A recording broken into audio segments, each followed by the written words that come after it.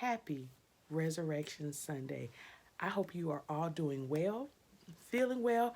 I decided to get up, comb my hair, put some clothes on. Yes, we are all quarantined, but get up and do something today that lifts your spirits and make you feel better. I want to come and talk to you about God's plan.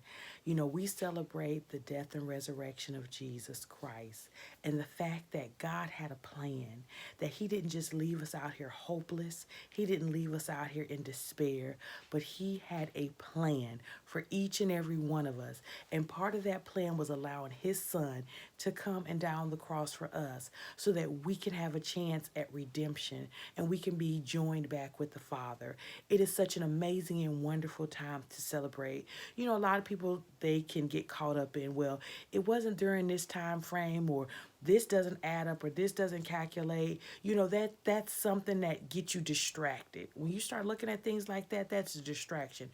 I like to just recognize the fact that Jesus did it.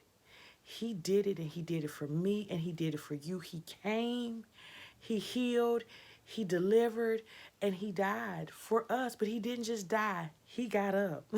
I love that. He got up. That's the important part. And it was all a part of God's plan. God has a plan for your life. You may not understand it, the things that have happened to you. You may not really be able to grasp everything that's going on right now. There's a lot of turmoil, there's a lot of heartache and confliction. God has a plan for your life. You've got to trust that He loves you. Part of that plan is you turning away from the things that aren't relevant, that aren't good, that are distractions. Sin is a distraction. Disobedience is a distraction. Lying, stealing, all those things that represent darkness are a distraction. And God is about light. He sent Jesus to be a light. The scripture tells us, Jesus says in the scripture, I am the way, the truth, and the life. God's plan is to bring us back into light, to bring us back into the truth and life. Light and life go together.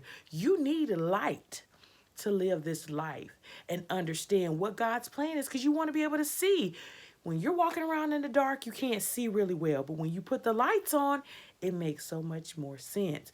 So before you accept Christ into your life, you are walking around in darkness, trying to understand the plan of your life. But when you come into salvation and Jesus comes into your life, you are now walking around in light so you can see things better. You can navigate through life better. And without Christ, you can't do that. You need Him. He is essential. It's not complicated. It's not hard. It's all about accepting, you know what? I choose to walk in righteousness. I choose to walk in light. I choose to allow God to be a part of my life.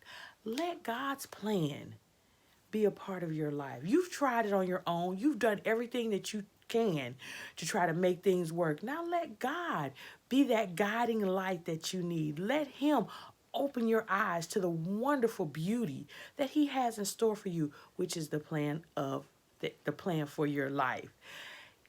Get up and celebrate today.